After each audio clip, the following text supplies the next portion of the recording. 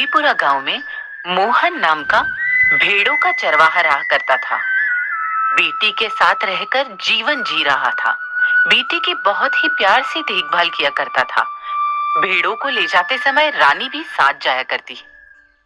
चलो बेटी, सुबह हो गई है।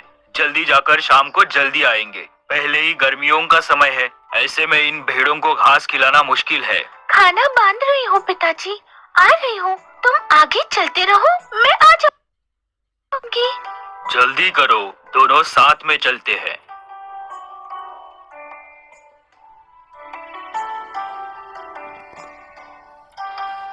इस भेड़ से तुम्हें इतना क्यों प्यार है? जब से वो पैदा हुआ है तुम कंधे पे रखकर उसे घुमाती रहती हो। इसे भेड़ मत कहो पिताजी, इसका नाम रामू है। इसे रामू कहकर ही बुलाओ, ये मुझे बहुत पसंद है। इतना प्यार मत करो, ये कभी हमारे साथ नहीं रहेंगे। तुम किसी भी भेड़ को बेच दो, मुझे तकलीफ नहीं होगी, लेकिन मेरे रामू को किसी को नहीं बेचना। इसे हमेशा मेरे साथ ही रहना होगा, मैं इसे नहीं छोड़ पाऊंगी। उस तरह दोनों के कुछ दूर जाने के बाद इन्हें यहाँ छोड़कर हम इस पेड़ के नीचे बैठते हैं। भेड़ इधर उधर गई तो तुम्हारा रामू इन्हें ले आएगा, तुम चिंता मत करो।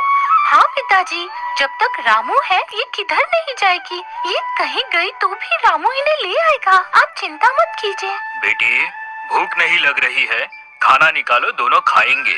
मैं थोड़ी देर रुककर खाऊंगी पिताजी, मुझे भूख नहीं है, तुम खा लो। तुम्हारे खाए बगैर मैं कभी खाता हूँ क्या? दोनों थोड़ी देर रुक कर खाते हैं, उन्हें देखते रहो। तुम्हें कितनी बार कहा है पिताजी, मैं छोटी बच्ची नहीं हूँ। मुझे कब भूख लगती है मुझे नहीं पता। ठीक है, दोनों साथ में खाते हैं। वो दोनों खाना खाकर बैठे हुए रहते हैं। उस समय गिरिराज वहाँ आता है। क्या मोहन, आज के दिन दोनों यहाँ आए हो? अच्छी जगह मिली है, सुकून से छाव में बैठे हो। हाँ हाँ गिरी, गर्मियों का समय है ना, घास मिलने में कष्ट हो रहा था, इसलिए इन्हें यहाँ ले आया। लड़की को भी तुम्हारे साथ लाए बगैर घर पर ही छोड़ सकते हो ना, इतनी धूप में लाने की क्या जरूरत है? मैं कहूँगा तो सुनती है क्या? घर पर ही रुको कहता हूँ तो मुझे ही मना करती है।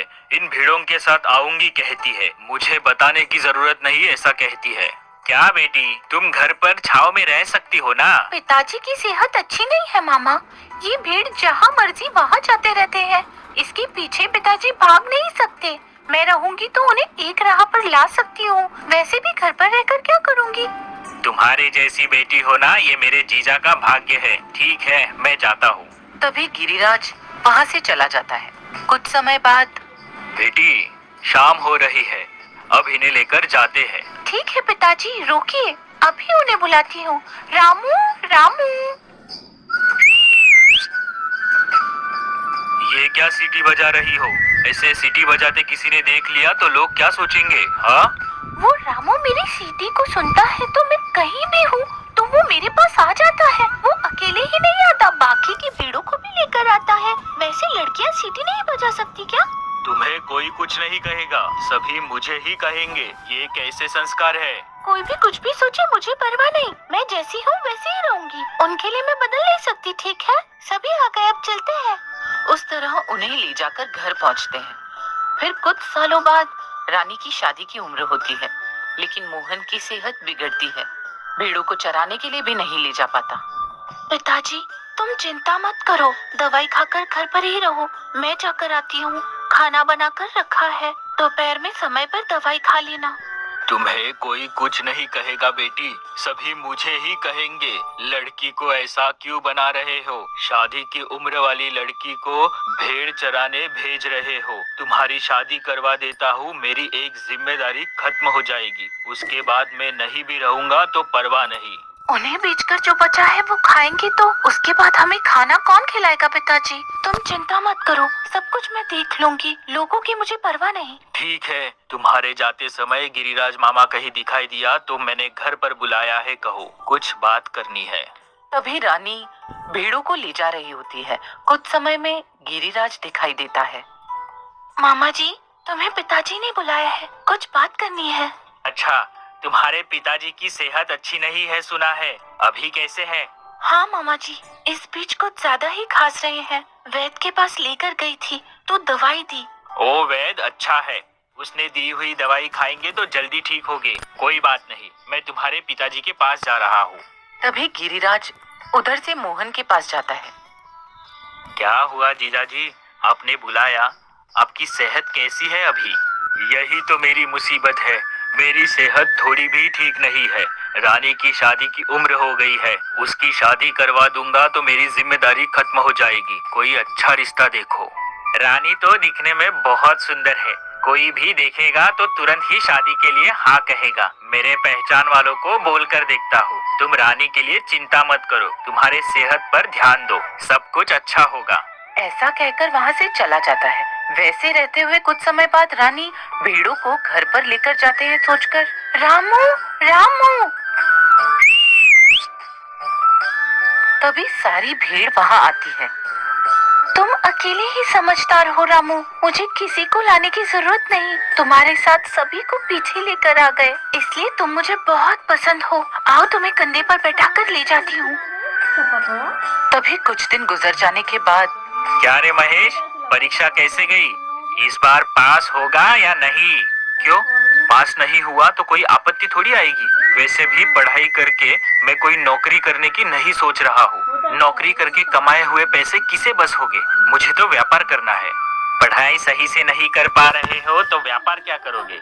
वैसे कौन सा व्यापार करोगे? तुम्हारे साथ रहूंगा तो तुम कुछ कर सकते हो। व्यापार करना है तो पैसे लगेंगे। तुम पर विश्वास करके कौन पैसे देगा तुम्हें? तुम व्यवसाय ऐसे भी नहीं कर पाओगे। मेरी बात सुनकर कोई नौकरी कर लो। जो 10 एकड़ है उनमें से 2 एकड़ बेचेंगे तो कोई भी एक व्यापार कर सकते हैं। वैसे भी तुम्हारा अकेला लड़का हो, मुझे जो करना है वो करने दो मुझे। इस तरह जो खेत है उन्हें बेचेंगे तो कैसे चलेगा? मैं जब तक हूँ तब तक तुझे खेत बेचने नहीं दूंगा, समझ गए? ऐसा रहते हुए कुछ दिनों बाद रानी का पिता मोहन सेहत खराब होने की वजह से गुजर जाता है। रानी अकेली ही घर पर रहती है। रानी को देखकर गिरिराज दुखी होकर एक दिन रानी के पास जाकर, बेटी रानी, ऐसे कितने दिन और तुम अकेले ही रहोगी बताओ? तुम मेरे घर पर आ जाओ। अकेले ऐसे रहोगी तो देखकर 4 लोग क्या कहेंगे? तुम्हारा सगा मामा हूँ, मैंने तुम्हें ऐसे छोड़ दिया तो मुझे लोग क्या कहेंगे? मेरी बात सुनकर इन भेड़ों को बेचकर मेरे पास रहो। इन भेड़ों को बेचना मुझसे नहीं होगा मामा जी, मुझे वक्त का पता नहीं चलता। मेरा समय अच्छे से गुजर रहा है। मैं अकेली रहूंगी तो मुझे कोई डर नहीं। गाँव वालों की बातें मत सुनो मामा जी। भेड़ों को नहीं बेचोगी तो भी चलेगा, लेकिन इनकी जिम्मेदारी मेरे पास काम करने वाला राजा लेगा। लेकिन तुझे अकेले नहीं छोड़ूंगा। मेरी बात सुनकर कुछ दिन हमारे साथ मिलकर रहो। तुम्हें अच्छा लगा तो वही रहो। तभी कुछ समय बाद रानी को मनाकर घर पर लेकर जाता है। उस दिन शाम को, हे महेश, रानी को देखा क्या? बहुत अच्छी लड़की है, आगे पीछे कोई नहीं है, ऊपर से सुंदर भी है। रानी से तुम्हारी शादी कराने की सोच रहा हूँ। मुझे पसंद है वो। उसे कुछ पढ़ने नहीं आता, उसे कौन शादी करेगा? ऊपर से भेड़ चराती है। मुझे उसके साथ शादी करना पसंद नहीं। वैसे भी मैं शादी नहीं करने वाला। मुझे जबरदस्ती मत करो। पढ़ाई में क्या रखा है? लड़की घर पर रहेगी तो तुझे जो चाहिए वो देख लेगी। तुम पढ़कर क्या कर पाए हो? तुम्हारे दोस्त के साथ घूमने के अलावा और कुछ कर रहे हो क्या? आप ऐसा कह रहे हो इसीलिए परसों मेरे दोस्त से शहर में मिला। एक कपड़े की दुकान डालते हैं कह रहा था। वो व्यापार बहुत ही लाभ में चलेगा कह रहा है। थोड़े से पैसे में व्यापार शुरू हो सकता है। अब क्या करने कह रहे हो? पैसे कहाँ से आएंगे? मेरे पास तो पैसे नहीं है, तुम पैसे कहीं से लेकर आओ। वो 10 एकड़ क्या करोगे बताओ? वैसे भी पूरे खेत नहीं मांग रहा हूँ, उनमें से 2 एकड़ बेचने कह रहा हूँ। बचा हुआ 8 एकड़ आपके पास रख लो। तुम्हें इससे पहले भी 100 बार कह चुका हूँ, उन खेतों को नहीं बेच सकता। तुम्हारी मर्जी है तो रहो या घर से बाहर जाओ। तुम्हारी बातें और नहीं सुननी मुझे, ठीक है? कल सुबह उठकर चले जाऊंगा। अब मुझे यहाँ नहीं रहना। उस तरह दोनों झगड़ा करते हैं। ये सब रानी सुन रही है। उस दिन शाम को महेश के पास जाकर, सुनो महेश, तुम्हें व्यापार के लिए कितने पैसों की जरूरत है? क्यों, तुम दोगी? तुमसे नहीं होगा, जाओ खाना खाकर सो जाओ। पहले तुम्हें कितने पैसे चाहिए वो तो बताओ, तो ही तो मैं तुम्हें दे पाऊंगी। फिर बताओ कितने पैसे चाहिए? मुझे 3000 रुपया चाहिए, तुम दे सकती हो? तुम्हें 3000 रुपए चाहिए, उतना ही ना? एक काम करो, मेरे पास 20 भेड़ हैं, उन्हें कल बाजार में ले जाकर बेचो। तुम्हें 3000 से ज्यादा पैसे ही मिलेंगे, उससे तुम व्यापार शुरू करो। तुम्हें वो भेड़ बहुत पसंद है ना, उन्हें बेचूंगा तो तुम्हें अच्छा नहीं लगेगा। मेरे पिताजी के रहने पर मुझसे कोई नहीं मांगता था, लेकिन गिरिराज मामा जी के मुझसे बात करने के बाद उन भेड़ों को बेचना ही सही लग रहा है। इन्हें लेकर जाकर कल बाजार में बेच दूं? बेचकर पैसे बर्बाद न करते हुए अच्छा व्यापार करो। तभी महेश दूसरे दिन भेड़ों को बाजार में बेचने के लिए लेकर जाते रहता है। रास्ते में ये क्या, इतनी सारी भेड़ लेकर कहाँ जा रहे हो? इन्हें बाजार में बेचने जा रहे हो क्या? हाँ, इन्हें बाजार में बेचने लेकर जा रहा हूँ। वैसे तुम कौन हो? मुझे सभी गंगा कहते हैं। मैं अभी बाजार जा रहा हूँ भेड़ खरीदने। उधर जाने से पहले आप रास्ते में मिल गए। आप बेचने जा रहे हो, मैं खरीदने जा रहा हूँ। अच्छा हुआ हम रास्ते में ही मिल गए। तुम भेड़ खरीदने जा रहे हो? तो मेरे पास 20 भेड़ है, इन सभी को खरीद सकते हो? इतने पैसे हैं तुम्हारे पास? क्यों नहीं है जी। वैसे इन सभी को कितने में बेचोगे? इन सभी को 3000 रुपए में बेच दूंगा। अगर इन्हें बाजार में लेकर जाऊंगा तो 3000 से ज्यादा पैसे आएंगे, पर तुम एक साथ खरीद रहे हो इसीलिए कम करके देता हूँ। 3000 रुपए ही ना, अभी देता हूँ। रुको जरा। अरे, पूरे पैसे घर पर भूल कर आ गया। क्या? अब तक बिना पैसे के इतनी बात कर रहे थे? ये तो अच्छा हुआ आप रास्ते में मिल गए, इसीलिए ठीक है। अगर मेरे बाजार चले जाने के बाद पैसे नहीं है पता चलता तो फिर इतनी दूर वापस आना होता। आप चिंता ना करें, मेरा घर यहीं पर है, बहुत नजदीक है, आइए। उस तरह दोनों मिलकर भेड़ों को लेकर जाते हुए कुछ दूर जाने के बाद वो देखो, वो जो दिख रहा है वही मेरा घर है। आप इधर रुकिए, इन्हें घर के पीछे बांध कर आता हूँ। जल्दी आ जाना, मुझे फिर घर पर जाना है। मैं पीछे ही इन्हें बांध कर आ जाऊंगा। आप यहाँ रुकिए, मैं जल्दी आ जाऊंगा। तभी महेश घर के पास खड़े होकर राह देखते रहता है। बहुत देर इंतजार करने के बाद भी गंगा नहीं आता। तभी उस घर वालों को बाहर बुलाता है। बहन जी, गंगा यहीं पर रहता है ना? मेरी भेड़ों को लेकर गया है, पैसे लेकर आता हूँ कहकर यहीं पर रुकने कहा। कितनी देर से इंतजार कर रहा हूँ। आपको भी धोखा दे दिया। वो इससे पहले पास वाले घर में ही रहता था। बाजार में ले जाकर बेचने वालों को रास्ते में रोककर इस घर के पास रुको कहकर पीछे के रास्ते से भेड़ों को ले जाता है। उन बातों को सुनकर महेश चिंता में पड़कर क्या करूं समझ नहीं आया, तो जिस रास्ते से गंगा गया उस रास्ते से जाकर कुछ समय भेड़ों को ढूंढता है। वहां कहीं नजर नहीं आते तो मुझे धोखा दिया गया है जानकर दुखी होकर घर पर आकर जो हुआ रानी को कहता है। फिर गिरिराज उधर आकर बहुत व्यापार करेंगे कह रहे थे। 20 भेड़ों को बाजार में लेकर जाकर बेच नहीं पाया। तुम क्या व्यापार करोगे? बाजार तक जाए बगैर ही अच्छा खरीदार मिला, सोचा वो धोखा देगा किसी। तुम दुखी मत हो महेश, उन्हें वापस कैसे लाना है मुझे अच्छे से पता है। वो किधर रहता है जानकर उधर के गांव के सरपंच से शिकायत करो। तुमसे कुछ नहीं होगा, रानी के कहे अनुसार करो। रानी जो कहेगी उसको सुनो। तभी महेश गंगा के बारे में सभी से पूछताछ करके वो कृष्णापुरम में रहता है जानकर उस गांव के सरपंच को गंगा के बारे में शिकायत करता है। गांव का सरपंच गंगा को न्यायालय के पास बुलाकर, ए गंगा, फिर से तूने चोरी करना शुरू किया क्या?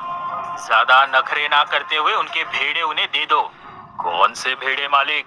मेरे पास जो भेड़े हैं वो मेरे हैं। इन्हें मैंने इससे पहले कभी नहीं देखा, इन्हें पहली बार देख रहा हूँ। मेरे पास ज्यादा भेड़े देखकर उन्हें चुराने के लिए ये लोग जानबूझकर मेरे ऊपर इल्जाम लगा रहे हैं। ये क्या महेश, वो सभी इसी की है कह रहा है। मैं कैसे मानूं वो सब तुम्हारी भेड़े हैं? ये सब झूठ बोल रहा है। मैं बाजार जा रहा था तो रास्ते में आकर भेड़ों को खरीदूंगा कहकर उन्हें लेकर गया। हाँ जी, इस गंगा ने जिस तरह हमें धोखा दिया है उसी तरह आपको भी धोखा दे रहा है। अगर वो भेड़ उसकी है तो उन्हें यहाँ बुलाने कहो। वो अगर इधर आए तो इसकी भेड़ है, नहीं तो हमारी भेड़ है। हाँ गंगा, अगर वो तुम्हारे हैं तो तुम्हारे बुलाने पर आएंगे ना। एक बार बुलाओ, वो आएंगे तो तुम्हारे हैं। ये क्या मालिक, वो सभी मेरे ही है। मेरे बुलाने से पहले उन्हें बुलाने के लिए कहिए। उनके हैं तो वो आएंगे या नहीं? मैं बाद में बुलाऊंगी, पहले तुम बुलाओ। उस तरह सरपंच भी पहले गंगा को बुलाने के लिए कहता है। उसके बाद हे हे हे, ओ हे हे हे। किधर है? एक भेड़ भी नहीं आई। तुम्हारी आदत होगी तो तुम्हारे बुलाने पर आएंगे ना। ठीक है, अब तुम्हारी बारी, अब तुम बुलाओ। अगर तुम्हारे बुलाने पर भी नहीं आएंगे तो गंगा ही फैसला करेगा। ठीक है सरपंच जी। रामू, रामू। वो सुनकर रामू भेड़ हर बार की तरह सभी भेड़ों को अपने पीछे लाकर, यानी कि रानी की भेड़ ही नहीं, गंगा की भेड़ों को भी पीछे लाकर वहां आती है। देखा सरपंच जी आपने, ये गंगा धोखेबाज है, आप तो समझ ही गए होंगे। मुझे पहले से ही ये गंगा चोर है करके शक था, लेकिन बगैर सबूत के कुछ नहीं कर सकते। इसे कारागार की शिक्षा मिलनी ही चाहिए। अभी आपके भेड़ आप लेकर जाओ। जाओ, अब घर जाओ। उस तरह 20 भेड़ों के अलावा और 15 भेड़ें उन्हें ज्यादा मिलती हैं। उसमें से रामू भेड़ को रानी अपने पास रखकर